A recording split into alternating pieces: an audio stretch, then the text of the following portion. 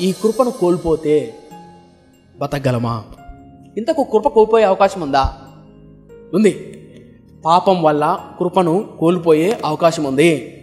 మీకు గుర్తుందా? యూదా పత్రికలో ఒక మాట అంటాడు భక్తుడు, కొంతమంది దేవుని కృపను కామాతురతకు ఉపయోగిస్తున్నారు అంటాడు.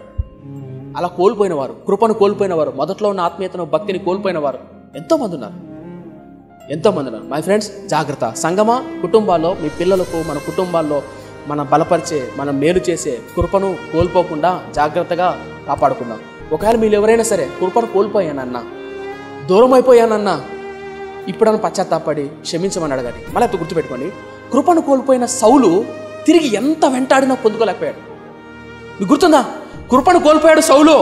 తర్వాత సమయాల దగ్గరకు వచ్చాడు. సమయాలు గారు, ఫిలిస్తీయులు యుద్ధానికి వస్తున్నారు, ఏం చేయాలో అర్థం కావట్లా, భయం వేస్తుంది. అద్భుతమైన మాట ఉంటుంది. భయంతో వణికిపోతాడు సౌలు. దేవుడు సాయం చేశాడా? దేవుడు మాట్లాడాడు ఎంతకు అసలు సౌలుతో? సమయాలు మాట్లాడాడు? అసలు మాట్లాడలే. ఏ దిక్కు అసలు దిక్కులేని వాడైపోయాడు. ఒకప్పుడు అదే కృపతో అద్భుతమైన యుద్ధాలు చేసిన సౌలు దిక్కులేని వాడైపోయాడు. కారణం ఏంటి చెప్పండి? కృప దూరం అయిపోతే.